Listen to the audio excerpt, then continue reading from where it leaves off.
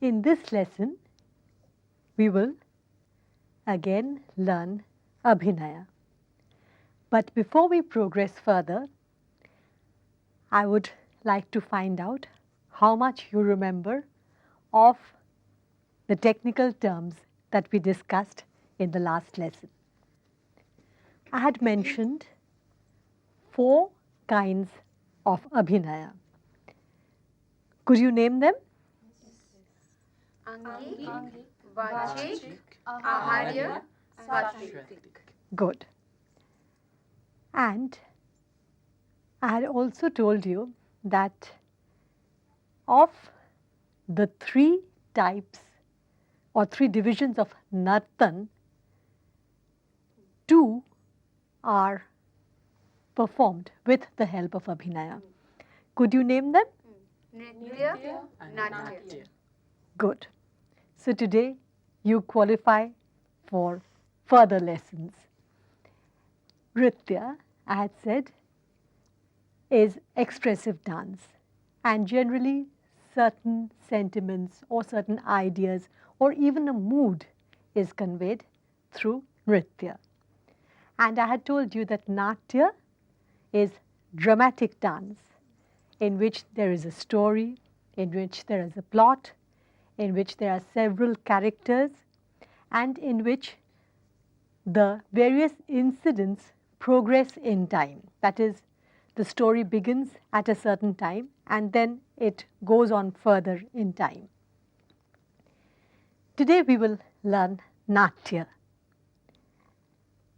And of the 4 Abhinayas, this item will employ 2, Angik and Satvik.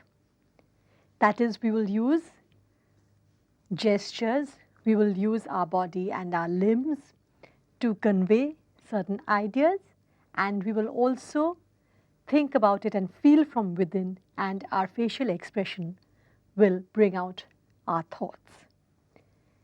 In this item, words are not used.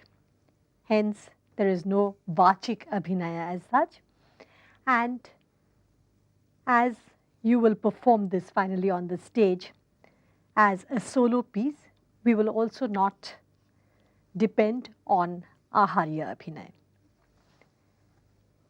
This item is called a Gat Bhava. Gat Bhava. Gat means that which is dependent on movements. So it is Angik Abhinaya, and Bhava is that which is dependent on expression. So Satvik Abhinaya comes in. In Gat Bhavas, stories are enacted just with the help of movements and facial expression. In Kathak, we have several very well-known Gat Bhavas. These have been composed by gurus of Kathak, and since the Kathak dance style has been influenced by the Vaishnavite cult, we have many stories dealing with Krishna and his various antics. Generally, Vatsalya Rasa, or the sentiment of the mother for the child, is a very popular theme in Vaishnavite literature. In fact, it is believed that if you look on God as your child, then you have that selfless devotion towards God as a mother has towards her child. I have chosen Makhan Chori as the theme of our Gat Bhava. I am sure all of you know the story of Makhan Chori. Yes. Makhan means butter and Chori means stealing. And we all know stories about how Krishna used to steal butter. Now some people wonder why the son of Nand should need to steal butter, because there is so much of butter in his own house. But again, according to the Vaishnavites, the idea is that butter comes from the cream of milk. So Krishna always takes that which is best in the world and gives it to his followers, as Krishna takes the butter and gives it to his friends. Now here, the story begins with Yashoda churning butter. Now, in those days, butter was made by all women who had cows, who were associated with the village culture. They enjoyed making butter because, it was also a place where many women gathered together and churned butter. And so here the story begins with Yashoda churning butter, and then after she has churned the butter, she puts it in a little earthenware pot, something like this, and here is another bigger pot. So she puts the butter in the pot and then she hangs it from the ceiling of her house. And then she goes about doing her other chores. Now little Krishna comes with all his friends and they see that there is no one around to see what they will be doing, and so they try to spot where the butter is kept. I'm sure Yashoda knew that something like this would happen. That's why she kept the butter high up. And so here, when they finally discover that the butter is hung from the ceiling, well, they try to jump, they try to throw stones at the butter, but then nothing can be done. Then Krishna suddenly feels that if they stand on each other's shoulder, then finally they can reach the butter. So that's what they do. They stand on each other's shoulder, and then finally Krishna stands on top of all of them, and then as he touches the pitcher of butter, he loses balance, he falls, and the pitcher falls too. And so there's a big mess, but there's lots of butter also. And so they help each other to butter. Krishna has quite a bit of it, and he's very generous. He gives it to all his friends, and all of them have a wonderful time eating all the butter, and while having the wonderful time, they even make a wonderful mess all around, and the butter is everywhere. So after they have enjoyed themselves, they also make sure, although they can't do anything about the mess on the ground, they make sure that there's no mess on their face, and so they rub the butter away from their face and they pretend as if nothing has happened. And most of the friends, also out of fear, disappear. Now it is time for Yashoda to come back. And when she comes back, she sees all the mess and she knows what has happened, because obviously this is not the first time that it has happened. And then she feels so bad that all the hard work, all the morning's work has been destroyed, because there are no more pitchers up there when all the butter has been spoiled. And so she starts scolding Krishna. And Krishna in the beginning tries to deny it and say that, no, I have not done it, I have not done it. And then Yashoda says that I don't understand why you have to steal butter. You can always get it whenever you want. why do you have to steal butter like this? You do it from my house, you do it from other people's houses. And I feel so ashamed and so embarrassed that my son, who can have all the butter that he can ask for, has to finally steal butter. And Yashoda is very angry. But then Krishna tries to explain that no, he hasn't stolen the butter. And then finally, when he realizes that this is not working, he says that no, he has done it and he's very sorry and he won't do it again. And all these things happen everywhere in each of our houses. We all have little children in our houses and we all know what they do. They first try to deny what they have done and then they finally admit it.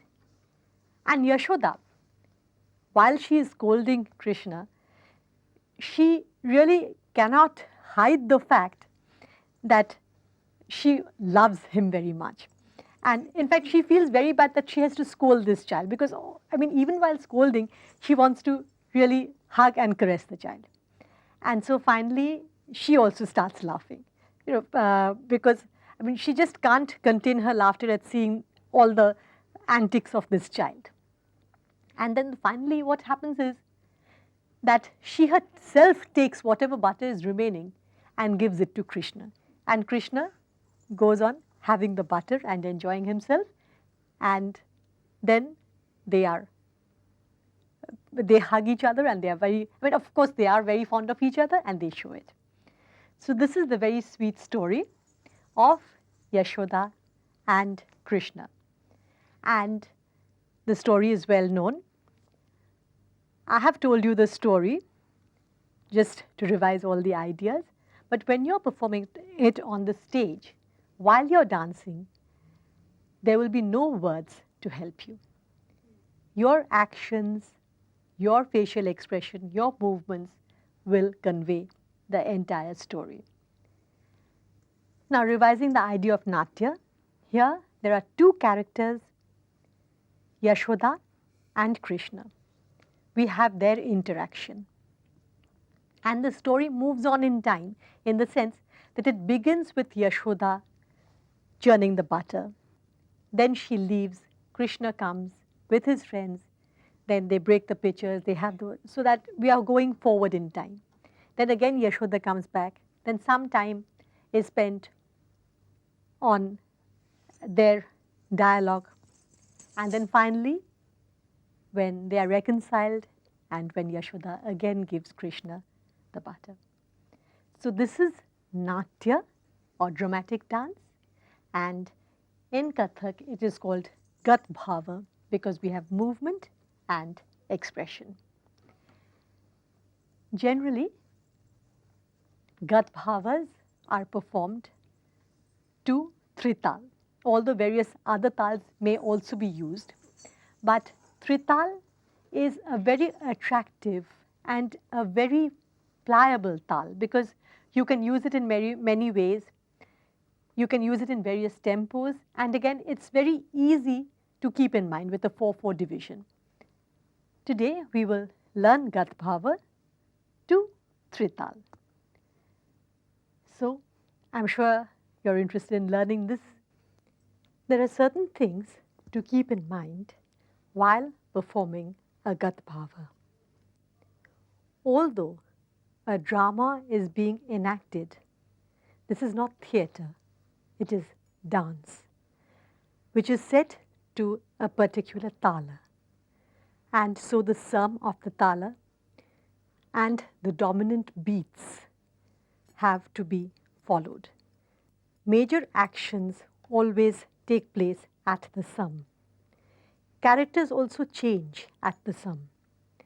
And in Trital, since the Khali is halfway in the tal, so the sum and the Khali are both important. Then again, since the solo dancer will be performing more than one character, how do we change the characters?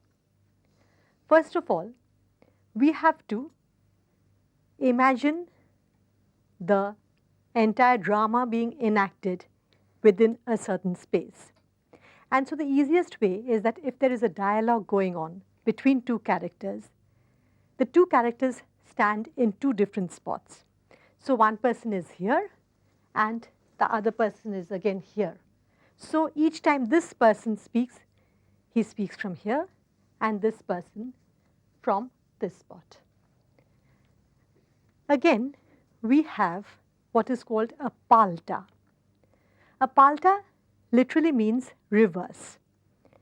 Here, palta refers to a reverse of a pirouette. This is typical of Gats, and we use the Urdhva Hasta Chakra to turn first from the right and then from the left. So in the beginning, when different characters are being established, we use the palta. And then after they have been established, every time you don't use the palta, you can just take a chakkar and change the spot. Each movement has to be in rhythmic compliance with the tal. Here, we are using Drut Trital. But instead of using our feet with each beat, we do it on alternate beats. So our footwork is actually in half the time of the tempo being played. That is on the first, third, fifth, seventh, ninth, 11th, and so on beats. So I will just show you how we can walk. We have the ta thei thei tat a thei thei tat foot of the tatkar. 1, 2, 3, 4, 1, 2, 3, 4. With this, we are moving forward, back, sideways, going around like 1, 2, 3, 4, 1, 2, 3, 4, 1, 2, 3, 4, 1, 2, 3, 4, 1, 2, 3, 4, 1, 2, 3, 4. We can move in any direction we want to, but in keeping with the tal. I will just show you the walk.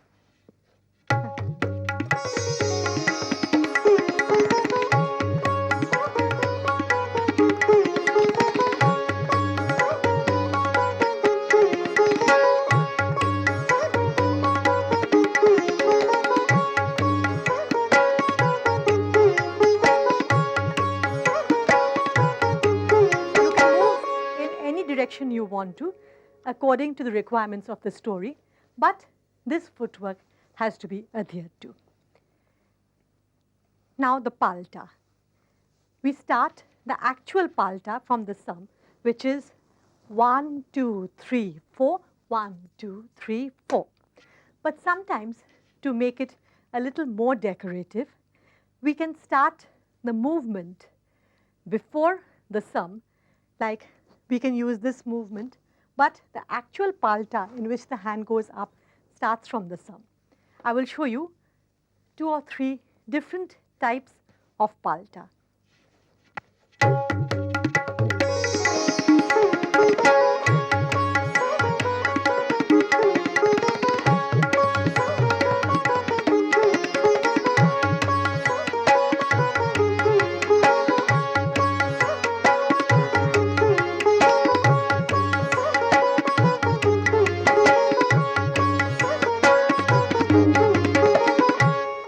Here, in the first, I started from this point, ta thei thei tat. In the second, I started with ta thei thei tat. Then again, like I started before the sum because I did this action, but actual palta started again from the sum. The third one, I started even before when I did this and this action, but as always, the actual palta starts from the sum. Now this palta, when starting from the sum, you start from here. But in our gharana, generally, this movement is done, where the body is turned back, so that when it is released, the palta looks even more forceful. Now after taking the palta, you establish a certain character. Generally, for women, especially married women, the easiest way is to show the ghungat or the veil. Now here we take the veil, cover the face, then like the veil is from here to here covering the face, then I'm just shifting it a little so that I can see. so here we start by showing a lady, and again I can also do this where I take this veil, hold this with my hand and see in this way. The mudras are this for holding the veil, this for shifting the veil. Now here Yashoda is shown, and she will be carrying a pitcher of milk, the milk which she is going to use to make the butter. So it's a pitcher like this, or maybe slightly little bigger, and she holds it here. So this hand is used and this hand is used. But again, if she has to walk with a veil, she can use this, the right hand, to see where she is going by shifting the veil, and this hand will hold the pitcher. So I will show you Yashoda, and she is going to the place where she is going to churn the butter.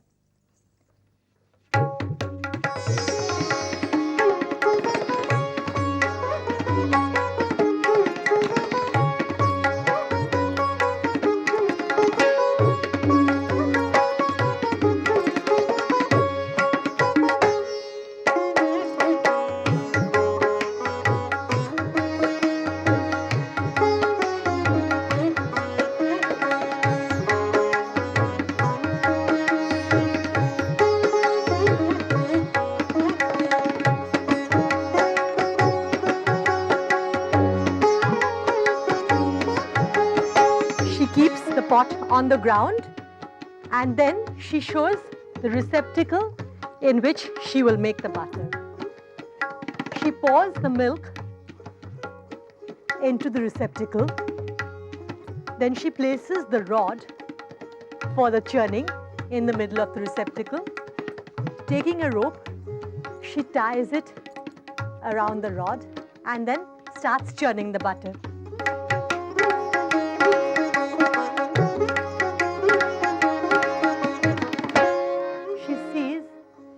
Butter, she does not like the consistency, and so again she churns it.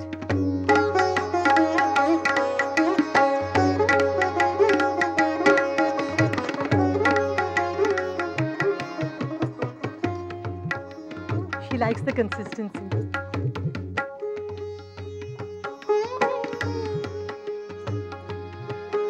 Then she takes the rod and takes the butter that is stuck to the rod, puts it into the pitcher. She keeps the rod aside. Then she puts all the butter into her pitcher.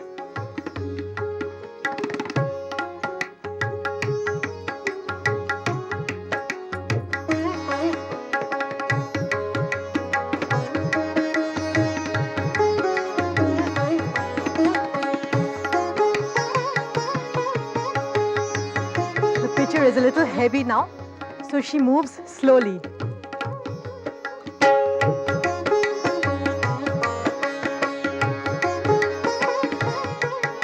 She looks at a spot where she can keep the pitcher. Then she raises the pitcher onto her head, lifts herself on her toes.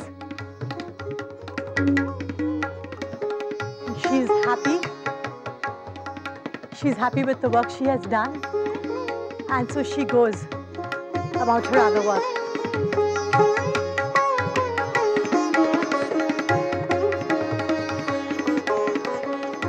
Let's all do it together now.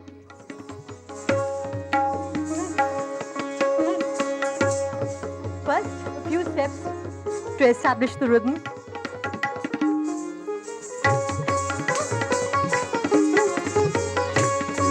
Pause.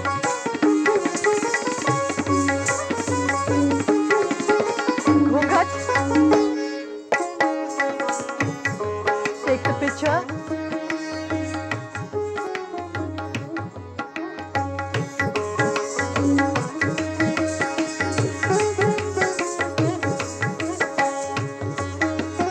Hold the pitcher. Sit down. Keep the pitcher on the floor. Show the receptacle. Pour the milk into the receptacle. Take the rod, place it in the middle. Take the rope, tie it onto the rod. Now you start the butter churning.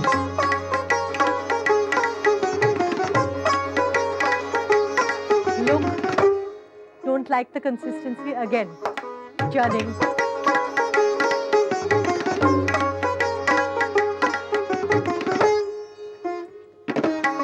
Yes, you like the butter. Then you lift some of the butter onto the pitcher. Take the rod, scrape off the butter from the rod, keep it inside the pitcher. Keep the rod aside. Now you go on lifting the butter.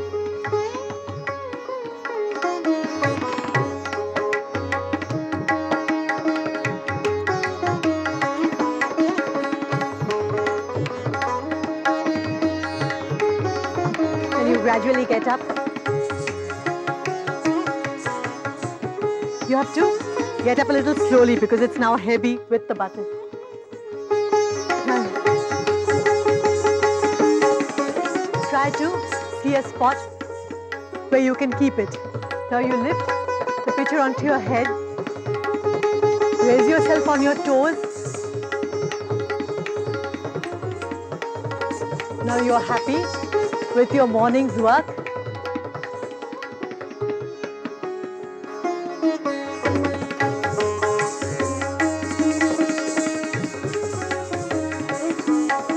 So this is the first part of the Gat Bhava in which we are showing Yashoda. The next part starts with a palta in which little Krishna comes along, and you know what happens. So we'll leave that for the next lesson.